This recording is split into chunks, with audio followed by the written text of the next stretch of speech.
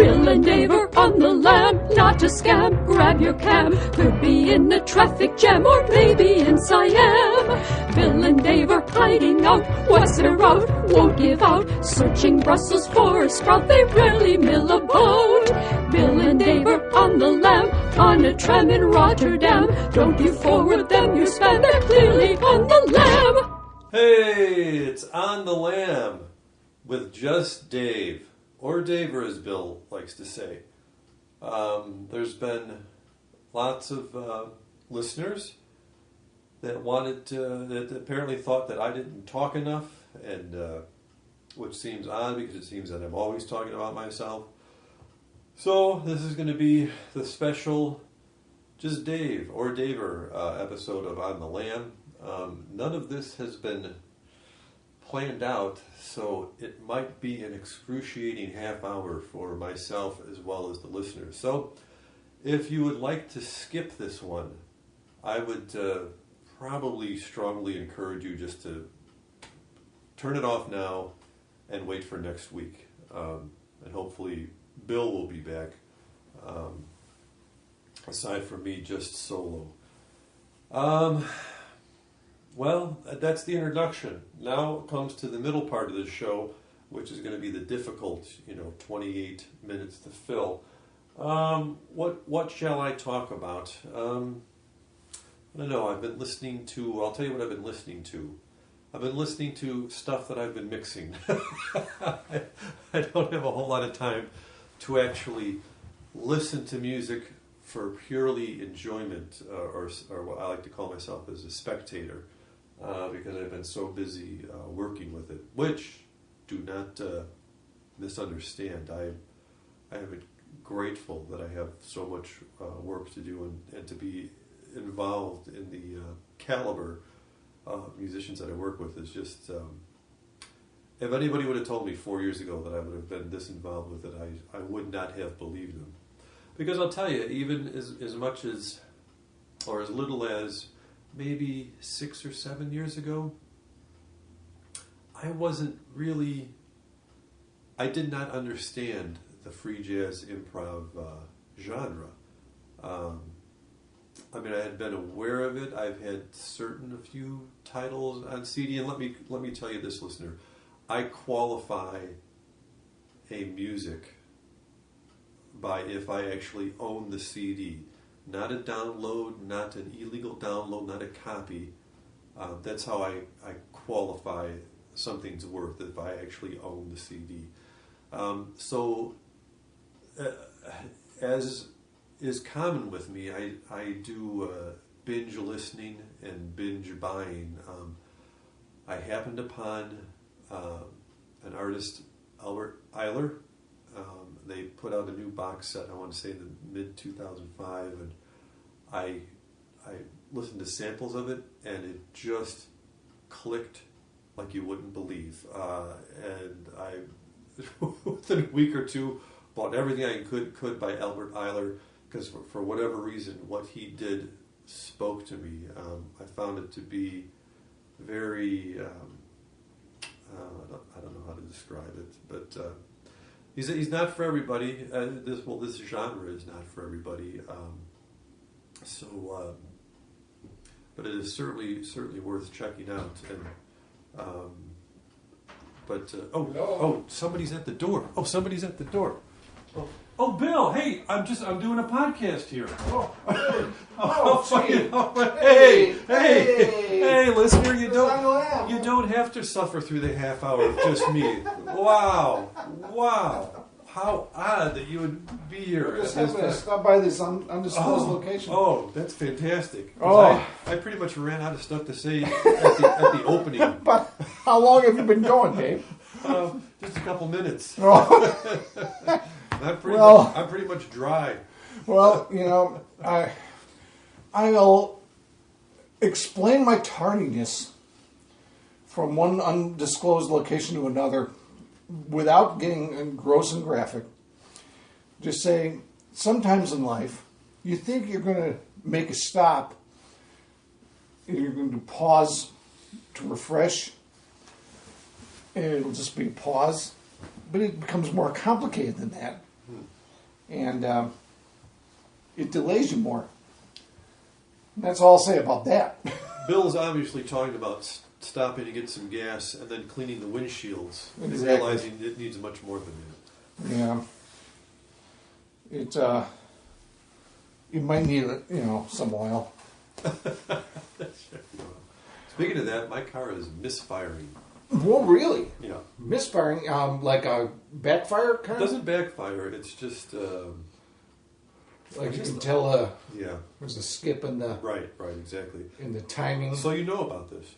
Oh, yeah. I am not a mechanic. No, but you know about that. I'm not a mechanic either, but can you cause any further damage to the vehicle if you just drive it that way or just get worse gas mileage? I think the lessons I've learned in this long life is that the longer you let anything like that go, it's going to end up making you regret it later on. So, it's your call. Sometimes there have been, like, for instance, this car that we got rid of, our beater, you reach a point where you're not willing to put another nickel into it. Everyone, we would drive it so little in the last couple of years we had it, that, there wasn't much wear and tear, but we also didn't get the oil changed. We'd just kind of forget that it even needed oil. And every once in a while I'd say, oh, maybe I'll take this into Jiffy Lube. And go in there, and the guy at Jiffy Lube, he had the record of this car in his little computer there. And he'd go, you haven't been here in 2.5 years. I know. I said, yeah, but if you'll check, we've only put on 1,200 miles. He says, yeah, but there's no oil in this car. Ooh. I go, well, put some in. And I'd always say the same thing. It's just our beater. And he'd say, you need one of those, whatever they call those, anaconda belts or... Calculator. Okay, listener, go ahead and see if any listener gets that reference. TV show that started, I think it's 65, went through 71. Calculator. I'm making my brain, Well, it'd be easy for you because you know what I watch. Oh, right, okay. So, yeah, I got to give the listener something to do, Bill.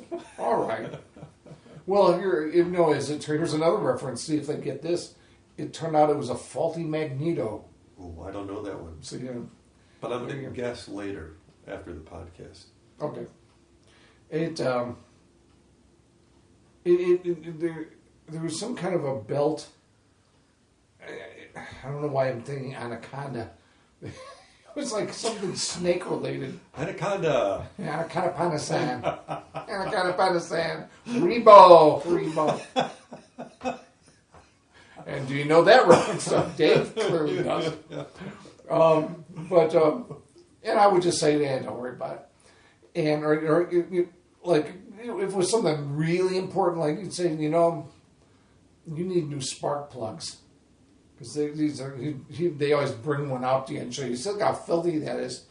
I go, all right, you sold me, sonny. Give me, spark plugs for everybody. And so he put new, and then I drive away thinking this car's set now. But it wasn't set. And finally, I think I told you we gave it to a neighbor and just signed it away. So here, I have a car. And oh, look, magically, we don't have to pay insurance on it anymore. Mm. And so that was a real, economical move on our part. Mm-hmm. Just like the day we realized we didn't really need that second car anymore. And we've been just in bliss ever since. But cars has always driven me crazy. My whole adult life, that we even need cars. And I always say things like, why couldn't we just have horses? And then people always say, smarty pants, people always go, you know how much the upkeep on a horse is? I said, well, the upkeep in this world is astronomical. But if it were the standard, the society ran pretty well with everybody just having a horse. Even poor little dirt farmers had their own horses back in, the pioneer days. And it's like, I certainly wouldn't want to go back to a world where all the disease that existed and all the unsanitary conditions. But if it were just one thing, you know what? You don't get to go as far as you used to. You can still take the train. You can still take the plane. You can take a boat, but no more cars. And I guess we just have horses now. And in a way, a horse would be a renewable resource. Yeah. Your horse getting old, make another one. Yeah. So your car can't make a new car. Right, yeah. Yeah, that's an investment that depreciates and just continues to depreciate. Oh, I know. It's amazing how little a car is worth after you've just owned it a couple of years. How ridiculous, it is. And now, how stupid that we go along with it. Yeah. Yeah, well, that's part of our modern existence. Well, I guess because, society has made it as such that we don't have a choice in the matter. So much of life is like that. You really don't have to do something other than the status quo.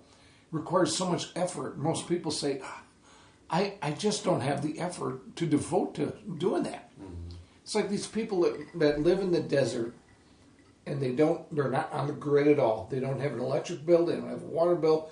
It's all solar powered and self-contained, and they harvest moisture from the air somewhere. They have a well they sunk, and the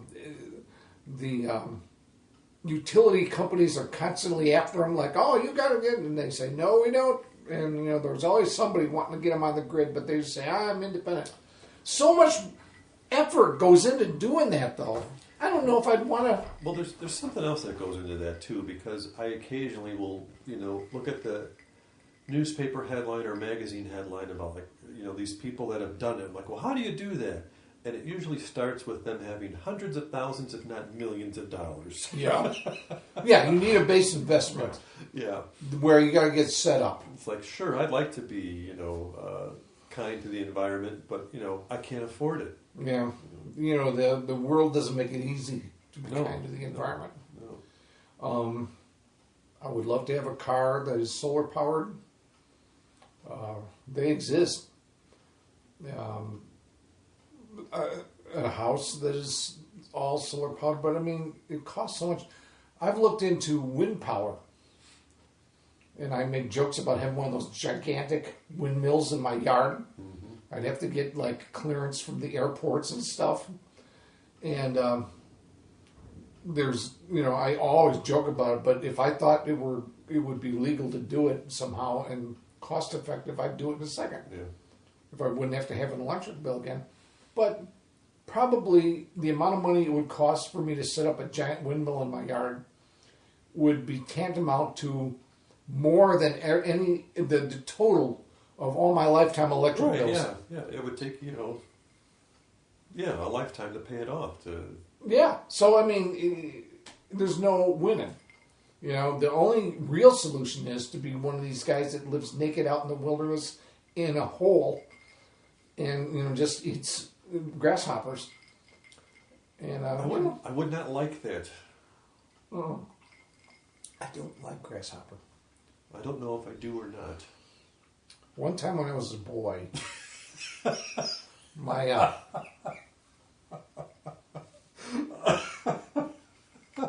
my Uncle Dick Armbossage. Hi, Tammy and Debbie. Hi, boss. Yeah, he brought home some chocolate-covered grasshoppers. Did we ever from discuss Japan. on the podcast about? I think his daughters have. Okay. Tammy and Debbie have listened. Okay. I don't know if they're as faithful as other. No, but did they know that he was my boss for a while?